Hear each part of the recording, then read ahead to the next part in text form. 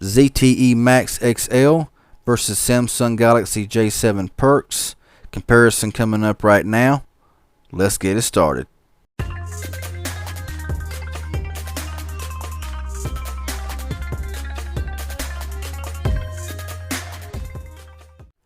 Okay, y'all, so here we have a comparison between the ZTE Max XL versus the Samsung Galaxy J7 Perx.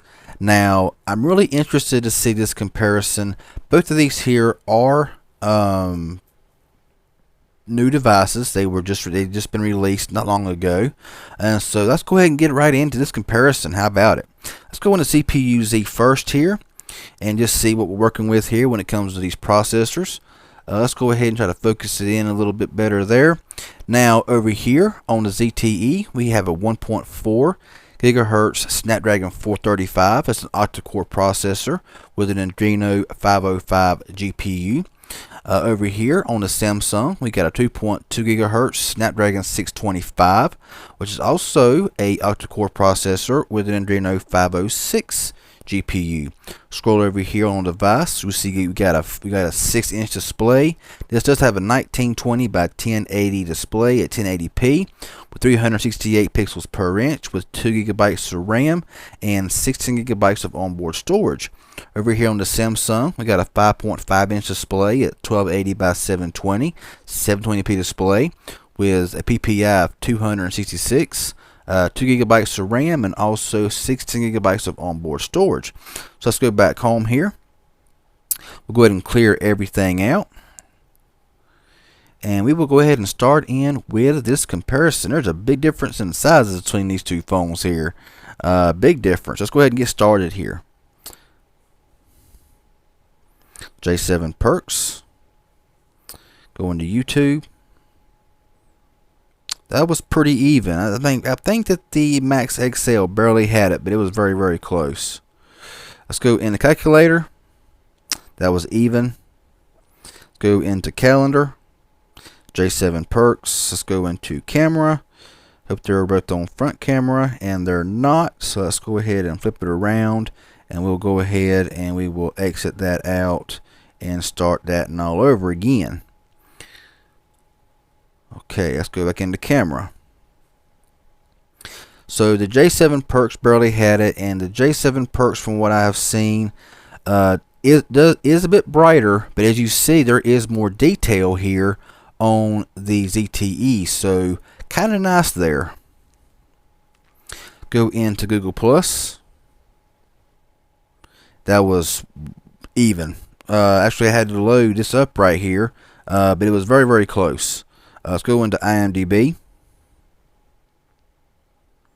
and that's really close as well. So these here are really close as far as the J7 Perx had it, but you know, it's pretty close. 625 octa-core, 435 octa-core. Big difference here. Let's go into Instagram, and of course, and the J7 Perx had it over the Max XL. Go into the Play Store, and J7 Perx by a long shot there before the ZTE caught up. Let's go into settings. That was very close. I couldn't even tell that there. Let's go into Snapchat. J7 Perx. Let's go into Twitter. Wow. Very close. J7 Perx, I think, barely took it from what I could see. Very, very close. Let's go into games. Now, this is where I'm interested to see where it's going to come down to. I still think that the J7 Perx is going to whip it. I may have to redo this again. No, I don't think I'm going to have to, because I had to do something different there on the ZTE. So I may stop it and restart it again. But I was pretty close there. But I'm going to go ahead right now and just exit out of these here one more time, since I had to do some kind of download configuration stuff here once again. So let's go ahead and try that one more time. But I still believe that the J7 Perx is going to take it, because the J7 Perx is just a little powerhouse. But I got to be honest with you. the ZTE is no slouch. It's really not. And as you see right there, that was boom. That was almost perfectly. Wow. That was very, very close. Very, very close. Go into Subway Surfer. So a much closer comparison here on between the ZTE Max XL, but it looks like that right here, the J7 Perx whips out. Whoa, let's turn that volume down. So you can see it really beat out the ZTE here on Subway Surfer. So let's go on back home here. Let's go into Geekbench 4, and we will go ahead and just check the most recent scores here on both these devices.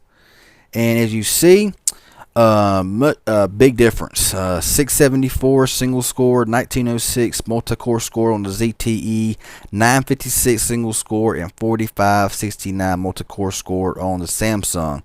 So big difference. And honestly, as far as just, everyday opening apps and everyday tasks, they're very close. They're very similar, and both of them are going to do a very good job. However, the Samsung is just going to be a powerhouse for multitasking, for playing games. Now, I have played several games here on the ZTE, games that most phones will not play. This phone plays, and it plays very smooth. So I'm very impressed with this 1.4 octa-core 435. It's very powerful for what it is. Even though the scores don't really show it, it's still a very powerful device. But this phone right here is just a little powerhouse. I mean, I'm surprised with how powerful this phone really is. So, especially for the price point, you got this phone right here that costs between $150 and $200, and it's going to hang with some more expensive, higher end devices. That's just my personal opinion from what I see. Both of them does run 7.0 Nougat. This runs 7.1.1. Now, how is RAM management? This is where it's going to come to again, and let's see what happens. Had to reload there. ZTE opened it first. YouTube. Had to reload. That was equal. Calculator. That was about equal again. Calendar. J7 Perx. Camera. So having to reload everything here again. Once again, having to reload everything, but very, very close as you're seeing it here. J7 Perx taking it there. Back into Instagram. J7 Perx took it once again. Play Store already open here. So, yeah, that was nice to see that there. Go into settings. The ZTE took it. Back into Snapchat. And either one of them want to open again. So, been having that issue like crazy. Let's go into Twitter. Had to reload. Google isn't responding. Close app. Yeah, there you go again. So, every one of these here almost had to be reloaded. Except for one of these apps on here that actually opened without having to be reloaded, which is very, very, very, very nice. So, Subway Surfers, both of them have to be reloaded again. So, yeah, there you have it. RAM management on both of them, has to reload every single app, even though it's already running in the background. So, that's kind of crazy. But to be honest with you, both of these phones right here are really nice. Brighten it up a little bit here now. Now, with the ZTE Max XL, you do have a 13 megapixel camera on the rear with an 8 megapixel camera here on the Samsung. I guess I'm wanting to say it's also 5 megapixel in the front on both here as well.